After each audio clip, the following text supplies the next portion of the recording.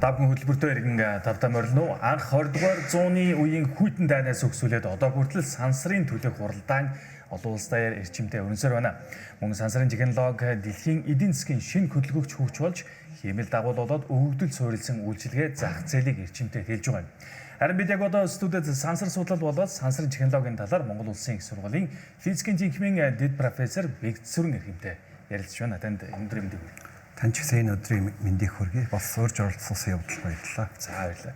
Тэгэхээр бас хэдхэн өдрийн өмнө хүн төрөлхтний түүхэнд их томоохон гэж тэмдэглэгдэхээр үйл явдал бас болж өнгөрж байгаа шүү. Тэгэхээр тухайлбал НАСА-гийн зүгээс бас нисгсэн Артемис 2 гэж хөлөг бол за 1970 онд андуураагүй бол хамгийн анх хүн төрөлхтөн бас сарлуу хөөрч байсан. Тэгвэл үүнээс хойш 2 дахь том одоо орлогыг хийж амжилттайгаар бас сарны тойр экзамд хүрээд эргээд дэлхий рүү буцаж байгаа гэсэн ийм мэдээлэл байна. Тэгэхээр энэ төсөл маань өөрөө ер нь ямар чухал ач холбогдолтой төсөл гэдгийг та бас тайлбарлая. Энэ төсөл маань бол хүн төрөлхтөн бол яванда өөр гаригийг бол эзэмшдэг болёо. Тэр дотроо бол одоо гэрлийн эрчим дэлхийхтэй хамгийн ойрхон байдаг. Дээрээс нь хүн амьдрах боломж өгөхий одоо Марс гариг гэж байгаа. За энд хүрэхийн тулд бид нэг алхмыг бол сарн дээр бууж хүрвэл маш оновчтой байгаа. Шинжлэх ухааны туршилтын хувьд одоо гравитацийн таталцлын хүчний хувьд бол сар бол хамгийн ойрхон станц байгуулахад бол тохиромжтой дамжин өнгөрөх. Энэ утгаараа бол яг энэ сарн дээр бууж сарн дээр станц байгуулах ийм алхмыг бол НАСА-гийн зүгээс энэ Артемис гэдэг юм дан ганц одоо Америкийн төсөл бол биш. Бас нийт 61 улс орн бол энэ төсөлд бол хамрагдсан байдаг. Тэр утгаараа бас олон улсын сансрын хамтын ажиллагааг хөгжүүлэх ийм бас ач холбогдолтой байгаа. За Артемис одоо хүмүүсийн анхаарлыг татаад байгаа энэ Артемис хөлөг маань сансарт ер нь бол залгагдах одоо буух үедээ техник хэрэгслүүдийг одоо хэрхэн удирдах талаар бол одоо туршилтыг хийж байгаа. Энэ бол амжилттай боллоо. Тэгээд энэ сарын 10-нд бол дэлхийдээ бол буцаж ирэх ийм төлөвлөгөөтэй байгаа юм байна.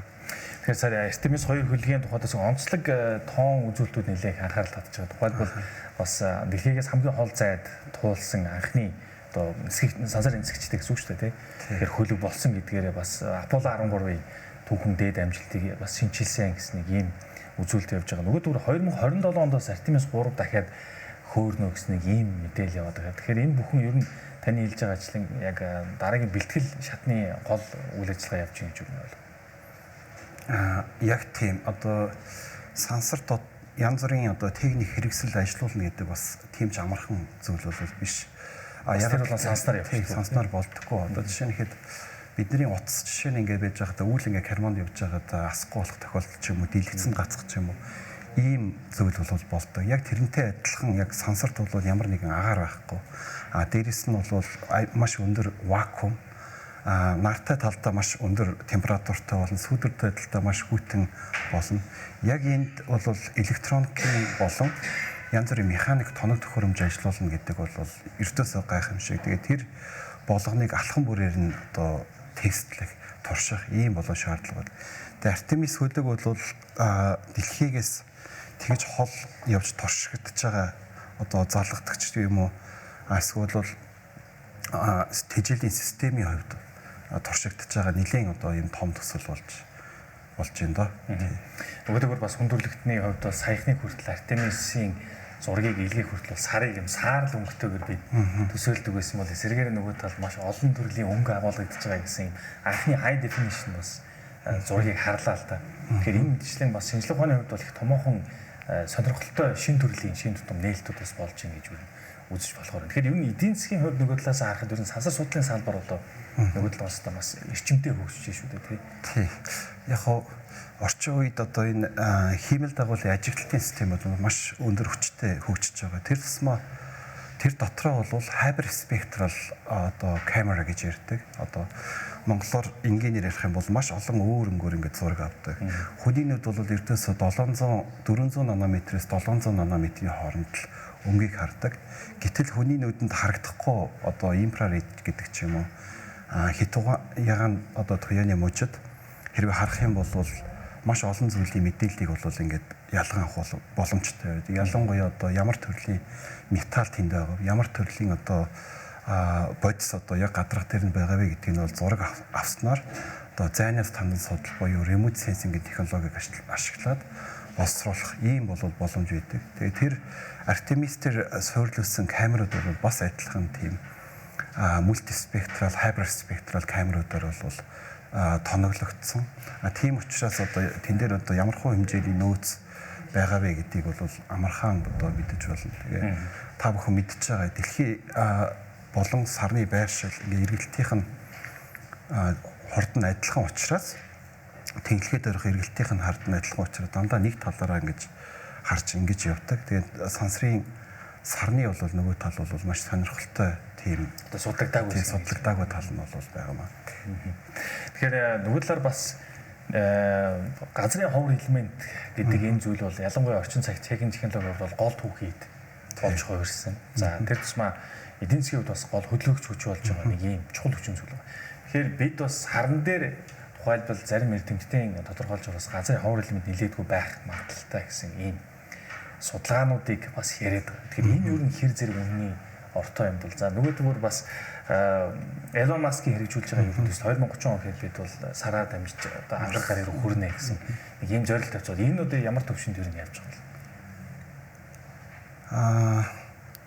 Яг газрын ховор элемент бол энэ ялангуяа батарейны технологи, хагас дамжуулагч электроникийн технологид бол гол түүхийд болж өгдөг. Ялангуяа литиумтай хамт маш өндөр одоо багтаамжтай батарейг одоо үйлдвэрлэх. Дээрэс нь электроникийн одоо хагас дамжуулагч материалтай хамт холиод одоо хийдэг энэ гол түүхийд нь болж өгдөг. Маш өндөр үнэтэй. Яг зөв дэлхий дээр бол бас адилхан энэ газрын ховор элемент бол байхгүй ш бол байгаа. Гэхдээ нэг улс орон гэдэг ч юм уу улс төрөөс ингээд шалтгаалаад тэр болгон төдийлөн хүснээрээ ингээд олборлоод байж болдоггүй. Сар бол харин одоохондоо бол хийнийх ч биш олон улсын одоо дундын одоо юм зүйл байгаа учраас баг нэг улс орноос зөвшөөрөл авахаасаа илүүтэйгээр сарнаас олборлчих юм бол амархан юм болсон гэсэн ийм юутай байх шиг байна. Мэдээж хэрэг SpaceX Elon Musk-ийн төлөвлөгөө бол одоо маш том төлөвлөгөө.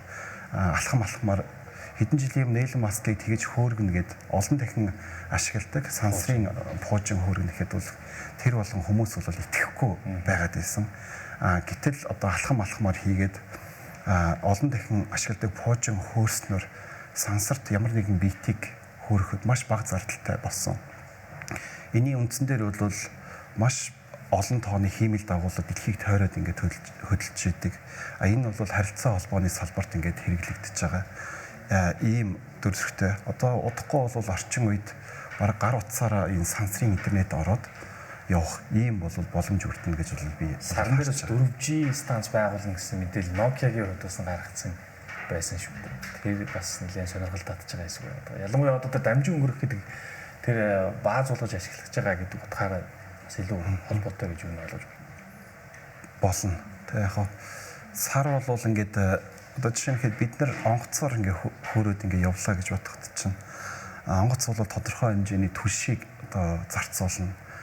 Дээрээс нь одоо ингээд хөөрж буух энэ төр гэдэг маш олон төрлийн аюулгүй ажиллагаа ийм операцийг бол явуулж байгаа. Гэтэл сар бол угаасаа манай дэлхийн байгалийн дагуу хиймлэр бид нар бол хийх шаардлага байхгүй. Ийм байгалийн дагуу хэрвээ тэн дээр ямар нэгэн станц ч юм уу байнгын ажиллагаатай тийм станц байх юм бол тэр маань мэдээч хэрэг ментенанс буюу тодорхой засвар үйлчлэгээ бол хэрэгтэй байх бах. Гэхдээ бол яг энэ байнга нисээд явж байгаа энэ зардал ер нь бол сарн дээр байхгүй болно. Тийм тэр утгаараа бол маш том одоо дэлхийн бааз болно гэсэн ийм зүйлийг бол би харж байгаа. Тэгэхээр бас нөгөө талдаа ингээд олон улсад бол үнэхээр юм бас сансар судлалын марафон бол эрчимтэй өрнөж.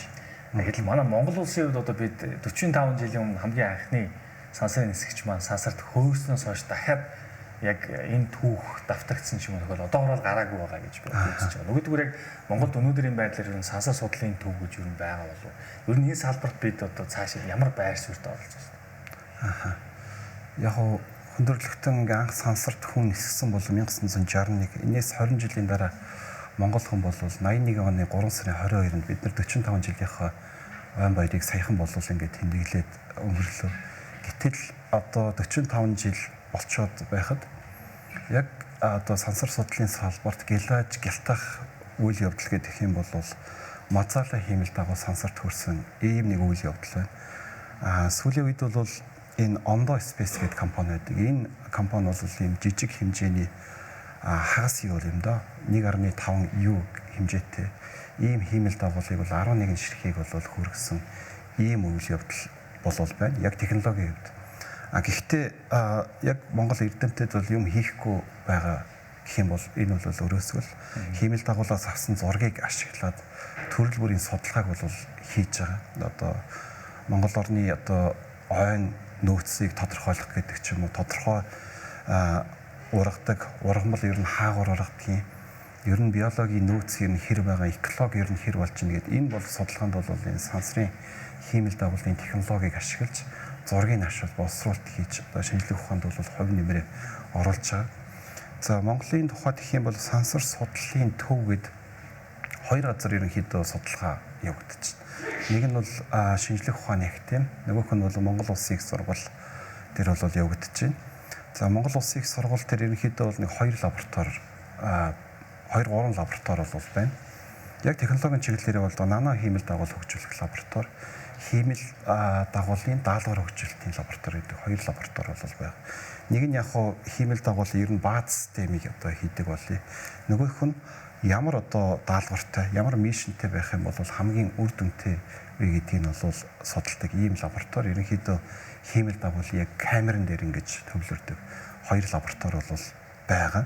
За академийн одоо орон геофизикийн хүрээлэнд бол бас тодорхой хэмжээний судлаачид бол ажиллаж байна. За энэ судлаачид бол илүү одоо remote sensing тал руугаа зайнаас тандан судлал руугаа ажиллаж байгаа. Бас газар зүүн тэнхимийн одоо энэ салбарт бол бас энэ зайнаас тандан судлалын салбар бол одоо хиймэл дагуулын мэдээг ашиглаад янз бүрийн боловсруулалт хийдэг энэ салбар бол ерөнхийдөө байгаа.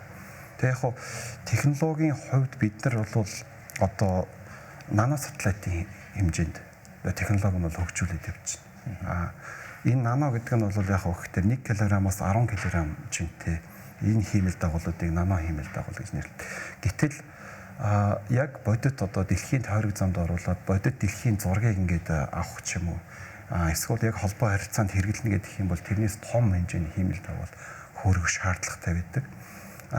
Энэ яагаад гэвэл яг зүгээр зураг авдаг байл гэхэд нөгөө бид нар холоос зураг авахын тулд зургийн аппаратны камерных нь урт нь ингээд том байдаг шүү дээ. Яг тэрнтэй адилхан хэдэн 100 км-ийн цаанаас зураг авахд ийм том дуран аваа ч юм уу маш сайн линз одоо хэрэгтэй. Тийм учраас ерөөсөө хэмжээ нь ингээд нэмэгдээд явцдаг.